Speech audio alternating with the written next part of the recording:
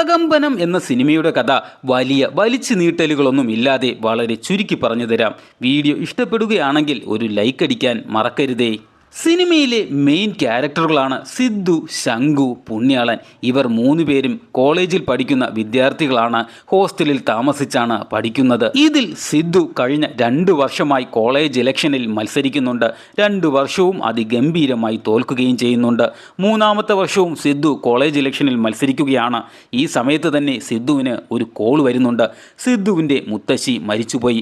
കൂട്ടുകാരെ ഒന്നും വിളിച്ചിട്ട് കിട്ടാത്തത് കൊണ്ട് മറ്റൊരാളെയും കൂട്ടി നേരെ തൻ്റെ വീട്ടിലേക്ക് എത്തുകയാണ് സിദ്ധു വന്നതിൻ്റെ പുറകെ തന്നെ സിദ്ധുവിൻ്റെ കൂട്ടുകാരായ ശംഖുവും പുണ്യാളനും ഹോസ്റ്റലിലുള്ള മറ്റു കുറച്ച് കൂട്ടുകാരും കൂടി ആ മരണ വീട്ടിലേക്ക് എത്തുന്നുണ്ട്. അങ്ങനെ സിദ്ധുവിൻ്റെ മുത്തശ്ശിയുടെ മരണച്ചടങ്ങെല്ലാം കഴിഞ്ഞതിന് ശേഷം കൂട്ടുകാരൊക്കെ തിരിച്ച് ഹോസ്റ്റലിലേക്ക് പോകുന്നുണ്ട്. സിദ്ധു 4-5 ദിവസം കഴിഞ്ഞിട്ടാണ് പോകാൻ വേണ്ടി തീരുമാനിക്കുന്നത്. ഇങ്ങനെ കൂട്ടുകാർ ഹോസ്റ്റലിലേക്ക് പോകുന്നതിന് മുമ്പ് സിദ്ധുവിൻ്റെ കൂട്ടുകാരനായ പുണ്യാളൻ ആ സിദ്ധുവിൻ്റെ നാട്ടിലുള്ള ഒരു ലോക്കൽ ഗുണ്ടയെ കൂടെ കൂട്ടുന്നുണ്ട്. എന്തിനാണെന്ന് വെച്ച് കഴിഞ്ഞാൽ കോളേജ് ഇലക്ഷനിൽ എന്തെങ്കിലും പ്രശ്നമുണ്ടായാൽ അവരെ നേരിടാൻ വേണ്ടിയാണ് ഈ ലോക്കൽ ഗുണ്ടയെ കൂടി സിദ്ധുവിൻ്റെ കൂട്ടുകാരനായ പുണ്യാളൻ കൂടെ കൊണ്ടുപോകുന്നത്. പക്ഷേ ഈ ലോക്കൽ ഗുണ്ട ഇവർക്ക് പിന്നീട് ഒരു ശല്യമായാണ് മാറുന്നത്. ഇങ്ങനെ 4-5 ദിവസത്തിന് ശേഷം തിരിച്ച് ഹോസ്റ്റലിലേക്ക് പോകാൻ തയ്യാറാകുന്ന സിദ്ധുവിൻ്റെ അടുത്ത് സിദ്ധുവിൻ്റെ മുത്തശ്ശിയുടെ ചിതാഭസ്മം കാശിയിൽ ഒഴുക്കണമെന്ന് മുത്തച്ഛന് ഒരു ആഗ്രഹമുണ്ട്. അത് സാധിച്ചു കൊടുക്കാൻ സിദ്ധുവിൻ്റെ അടുത്ത് പറയുകയാണ്. കാരണം സിദ്ധുവിൻ്റെ അച്ഛനും കൊച്ചിച്ചനും എല്ലാം അടിയുറച്ച പാർട്ടി വിശ്വാസികളായിരുന്നു. അതുകൊണ്ട് തന്നെ പല ആചാരങ്ങളിലും അവർ വിശ്വസിച്ചിരുന്നില്ല. സിദ്ധുവിൻ്റെ മുത്തശ്ശിയുടെ ബലികർമ്മമൊന്നും അവർ നടത്തിയിരുന്നുമില്ല. ഇതുകൊണ്ടാണ് അവരുടെ ചിതാഭസ്മം കാശിയിൽ കൊണ്ട് ഒഴുക്കാൻ മുത്തശ്ശൻ സിദ്ധുവിൻ്റെ അടുത്ത് ആവശ്യപ്പെടുന്നത്. ആദ്യം നിരസിച്ച സിദ്ധു പിന്നീട് അതിന് സമ്മതിക്കുന്നു. പക്ഷേ ഒരു കണ്ടീഷൻ. ഇപ്പോൾ കോളേജ് ഇലക്ഷൻ നടക്കാൻ പോവുകയാണ്. ഇലക്ഷൻ കഴിഞ്ഞിട്ട് മാത്രമേ താൻ കാശിയിൽ കൊണ്ട് ഈ ചിതാഭസ്മം ഒഴുക്കുകയുള്ളൂ. പിന്നെ ഈ ചിതാഭസ്മമുള്ള കലശവും കൊണ്ട് എനിക്ക് ഹോസ്റ്റലിലേക്ക് പോകാൻ പറ്റില്ല. പകരം അതിനെ വേറെന്തെങ്കിലും നിറച്ചുകൊണ്ട് മാത്രമേ പോകാൻ പറ്റുകയുള്ളൂ. അതിനുവേണ്ടി സിദ്ധു തിരഞ്ഞെടുക്കുന്നതോ മുത്തച്ഛൻ്റെ മൂക്കുപ്പൊടി ഇട്ട് വയ്ക്കുന്ന ഡെപ്പിയാണ്. അങ്ങനെ മൂക്കുപ്പൊടി ഇട്ട് വയ്ക്കുന്ന ഡെപ്പിയിൽ ചിതാഭസ്മവും നിറച്ച് സിദ്ധു നേരെ കോളേജ് ഹോസ്റ്റലിലേക്ക് എത്തുകയാണ്.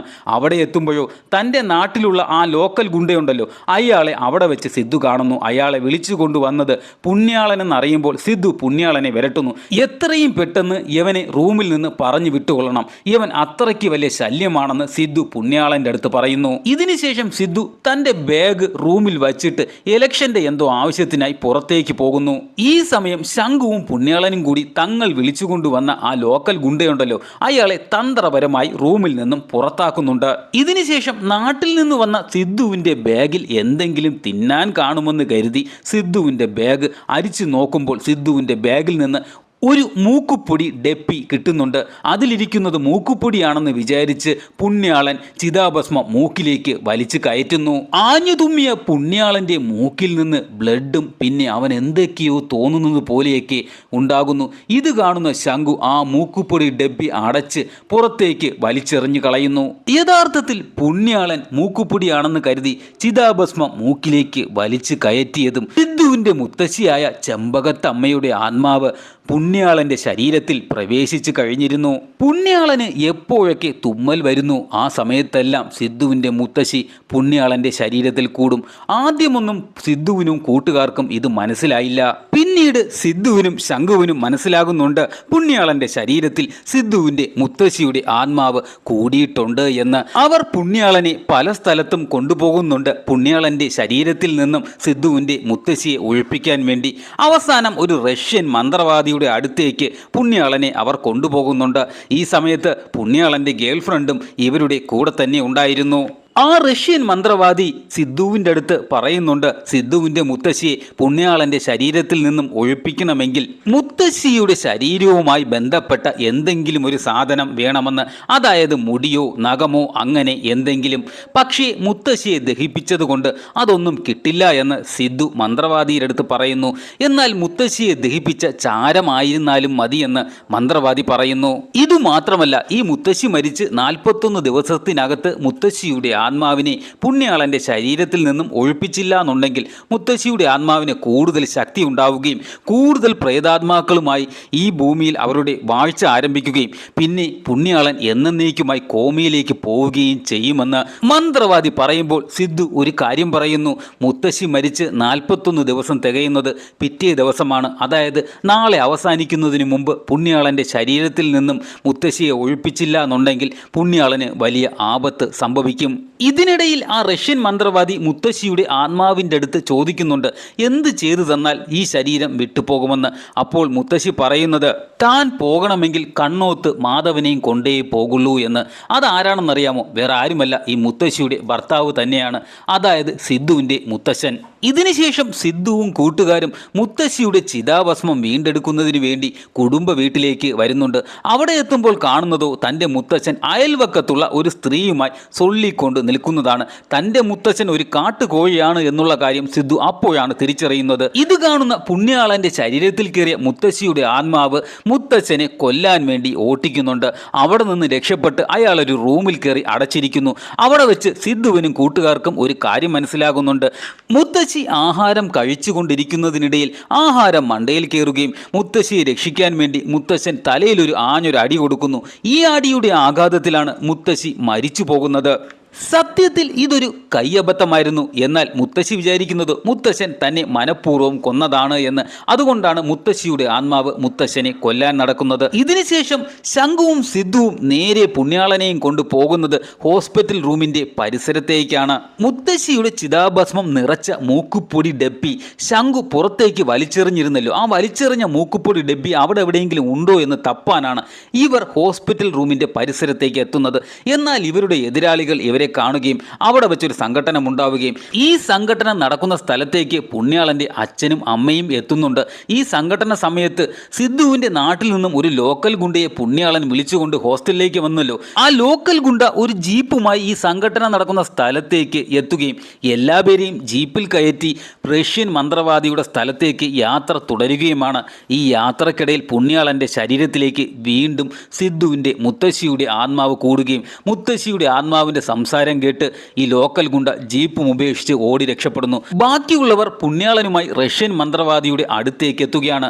അവിടെ എത്തിയപ്പോഴോ റഷ്യൻ മന്ത്രവാദിയുടെ ഭാര്യ അയാൾക്ക് മദ്യം കൊടുത്ത് ബോധം കെടുത്തി തലകുത്തനെ കെട്ടിത്തൂക്കിയിട്ടിട്ട് അവിടെ നിന്നും പോയിരുന്നു.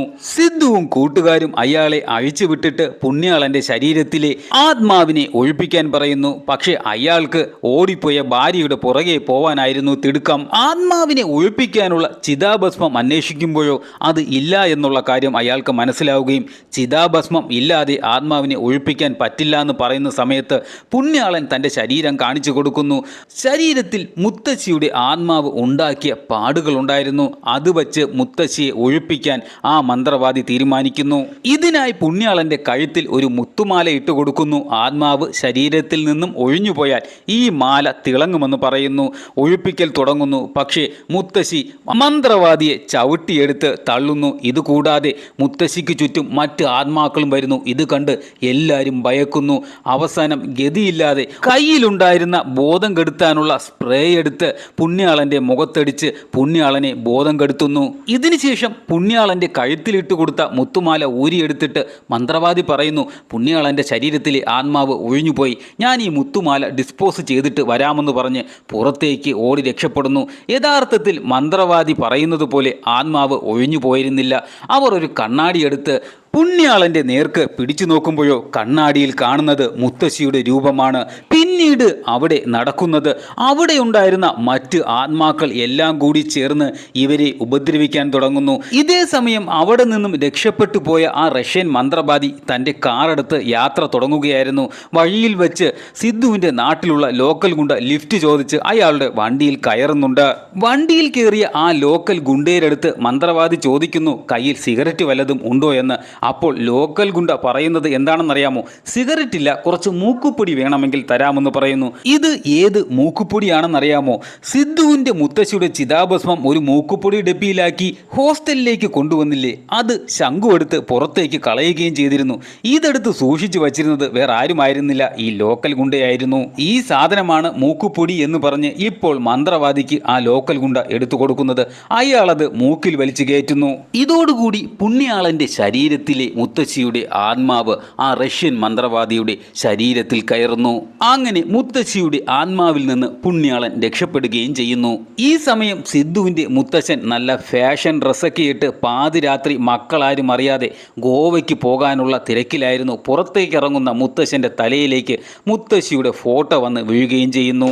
സിനിമയുടെ അവസാനം കാണിക്കുന്നത് ഗോവയിൽ വന്നിറങ്ങുന്ന സിദ്ധുവിൻ്റെ മുത്തശ്ശൻ കടലിൽ നിന്ന് കുളിച്ചു കയറി വരുന്ന ഒരു മദാമയുടെ സീനും പിടിച്ച് കണ്ണും തള്ളി ഇരിക്കുന്ന സമയത്ത് തൊട്ടടുത്ത് നിന്ന് സിദ്ധുവിൻ്റെ മുത്തശ്ശിയുടെ ശബ്ദം കേൾക്കുന്നു. അടുത്തേക്ക് നോക്കുമ്പോഴോ തൊട്ടടുത്ത് തന്നെ ആ റഷ്യൻ മന്ത്രവാദി ഇരിപ്പുണ്ട്. ആ റഷ്യൻ മന്ത്രവാദിയുടെ ശരീരത്തിൽ ഇപ്പോൾ സിദ്ധുവിൻ്റെ മുത്തശ്ശിയുടെ ആത്മാവ് കയറിയിരിക്കുകയാണ്. ഇത് കണ്ട് അവിടെ നിന്ന് പേടിച്ചോടുന്ന മുത്തശ്ശനെ കാണിച്ചുകൊണ്ട് സിനിമ അവസാനിക്കുകയാണ്.